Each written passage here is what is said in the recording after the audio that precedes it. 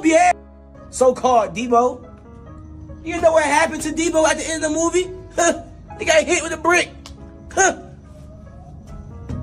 Debo might get hit with a brick. Talk some Latins and Spanish people. Nah, don't pick on them. Pick on me. Debo got hit with a brick. Y'all already know how. Yeah. Debo, where you at? He scared this brick. Yeah, where Debo at? Where he at? Where he at? Yeah, they saying he the one tearing up the town. Yeah, I'm here for him. Yeah. Oh, I'm here for his ass. Where Debo at? Don't run. Don't run, Bill. Don't run. Don't run. Make that fight happen. And we heard a little bit. Y'all had a conversation. Keyshawn was like, after I knock this boy out, can we get it done? And you were just like, yeah, I honor what we talked about in the DMs and all that. Yeah, honor it, Bill. Honor it. Keyshawn Davis took to Instagram Live with a clear message for Devin Haney. He's coming, and he's coming with power.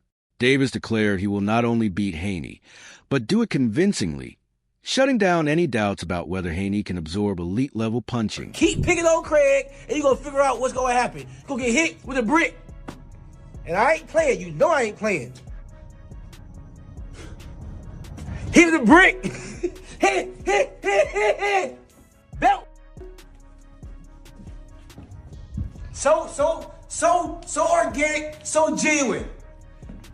Pick on me. I want you to pick on me. Tell Debo come this way. What you talking about? You know what Craig did to him.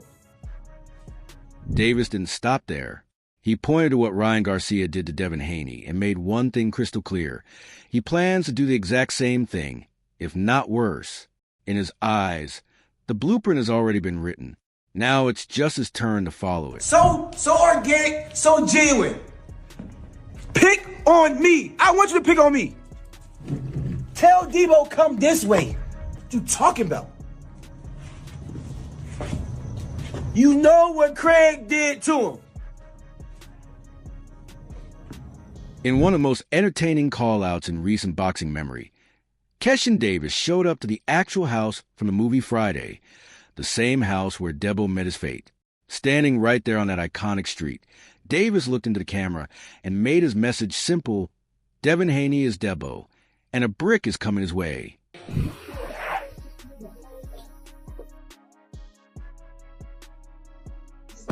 where the hell Debo at? Talk all that shit, man. Where Devin? Where Debo at? So-called Debo. Where Devin at? Where Debo? You ain't see him? They got hot, man. Debo! Hey, Debo! What the hell you man? Do it. But Davis wasn't just having fun with it. He got serious. He called out Haney for being sheltered his entire career, propped up by his father, and never truly being tested until Garcia exposed him. Davis's message was blunt. Stop running from your loss. Own it, grow from it. Because denial won't save you when you step in a ring with him. I'm sorry, there's no other word to put this. You're a bitch. Excuse my language. That's how I feel. You're soft. You do not take your L's. You a person that been given everything all your life, a daddy's boy, making sure you've been straight all your life, and now you took your first loss. I feel like you don't really not take it. Former world champion Tim Bradley weighed in, and he didn't hold back. Bradley sang the praises of Keyshawn Davis while taking direct aim at Devin Haney's camp, questioning the decisions being made around the former champion and whether his team truly has a winning strategy going forward. And you already know his daddy didn't know what the hell he was doing. I told you to go chase some goddamn chickens. I told you don't need to be able to pick up them feet and punch coming forward without falling the fuck over. Yeah, you fell in. Keyshawn ain't gonna fall in on your ass unless he want to. Yeah, Keyshawn can throw punches as he's entering mid-range and still keep his damn distance. And he can bag up out of range if he need to at the same time. He can go backwards, forward, side to side, whatever, man, like some damn switches. Yeah, on the 62 Impala, baby. Yeah. Oh, he got that power, too. Oh, he got that power. All that, hey, clinching, hugging and stuff. I'm telling you, yeah, I already know, Bill, you don't want none of no damn Keyshawn. I know you don't want none. Hey, I know Dev will fight anybody. Dev crazy as hell. Yeah, that boy fight anybody. Bradley broke it down in detail. He described Davis as a complete fighter, one who moves fluidly in every direction, adjusts in real time, and carries genuine knockout power in both hands. To back it up, he pointed to the Jermaine Ortiz fight. Ortiz tried everything, switching stances, changing his guard, altering his rhythm, and nothing worked. Bradley sees that same outcome waiting for Devin Haney. In his view, Davis has already studied Haney inside and out, and he knows every move before it happens. Keyshawn was going to be the next one. Yeah, and he did exactly what he said he was going to do. He was going to stop Ortiz, and he stopped his ass. Shit, I thought it was going to be a lot harder than that. Shit, he stopped his ass easy. Keyshawn ran through Ortiz. Shit, Ortiz didn't know what to do. Ortiz was like, ain't nothing working. Ain't nothing working. What can I do? Let me switch southpaw. Bing, bing, bing, bing, bing. Let me go orthodox. Bing, bing, bing. Let me try to get in my rhythm. Bing, bing. Let me try to change guard. Bing, bing, bing, bing. I mean, everything he did, it got taken away from his. And that's the same thing that's going to happen to freaking Devin Haney. He get in there with Keyshawn Davis. Everything you do. I know your every move, Dev. I know your every move, Dev. Yeah, I do. I do know your every move, Dev. For real. And you don't think Keyshawn know it? Keyshawn sees it. He see what he can do to get your son's ass. He see what he can do against you, Dev. Kenny Ellis, the trainer behind Gervonta Davis, shared his honest take on Keyshawn's recent performance and the call-out that followed. Ellis gave credit where it was due. Keyshawn looked good, stopped a man who had never been stopped before in Jermaine Ortiz, and carried himself with confidence throughout. However, Ellis also noted that Keyshawn's defense wasn't quite as sharp as it had been in previous outings. He compared Keyshawn's attacking style to the legendary Nigel Benn, relentless, aggressive, and always moving forward. What's your reaction to Keyshawn's performance? He did well. You know, his style. I can't hear you, Coach. Smash the like button, yo. Can you hear me? Yeah, I can hear you. Yep. I said that particular style, Keyshawn remind me of. He looked just like Nigel Benn, Conor Benn's dad. How so? The style he was fighting, the way he was, you know, he didn't look like his defense wasn't as tight when he his previous fights. But he did overall. He did good. Right. You know, obviously a statement when Jermaine Ortiz never been stopped, but in the same time calls out Devin Haney at the end of the fight. When the conversation shifted to the Haney call-out, Ellis offered a measured perspective. He suggested that a few more rounds of experience wouldn't hurt Keyshawn before stepping up to someone as seasoned as Devin Haney. In particular, Ellis highlighted the importance of full 12-round experience and the ring maturity that comes with it. But he was also clear, if Keyshawn genuinely believes he's ready right now, then there's no reason to wait.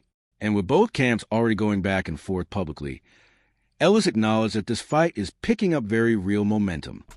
Yeah, I think he should get a couple more rounds in before he go at Devin Haney.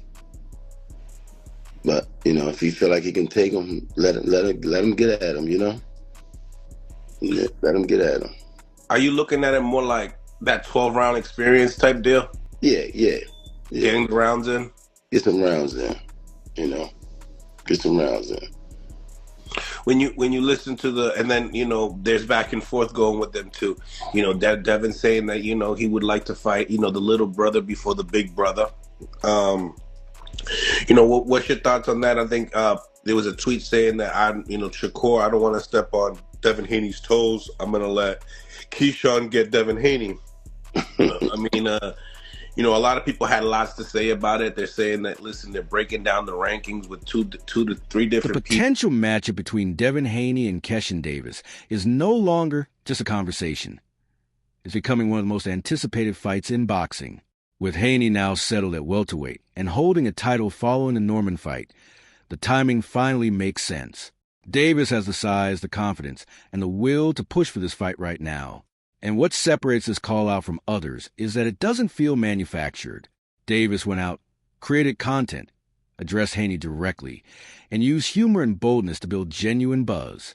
Keyshawn got a big frame, and Keyshawn is actively pursuing and calling out Devin, which I actually like it. I like it a lot.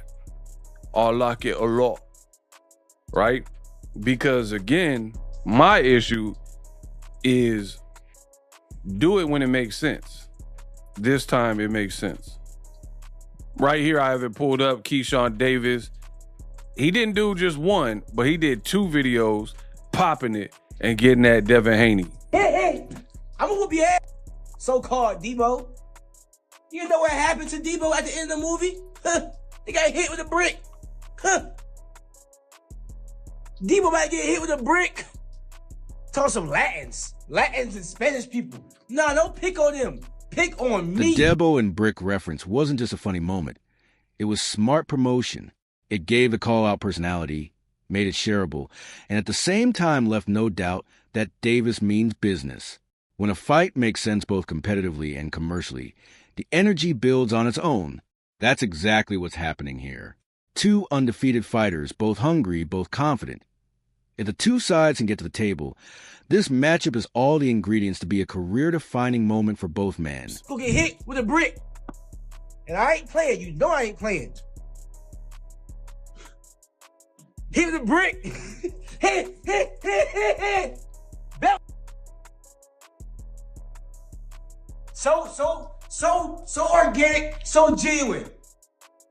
Pick on me. I want you to pick on me. Tell Debo come this way. What you talking about? You know what Craig did to him.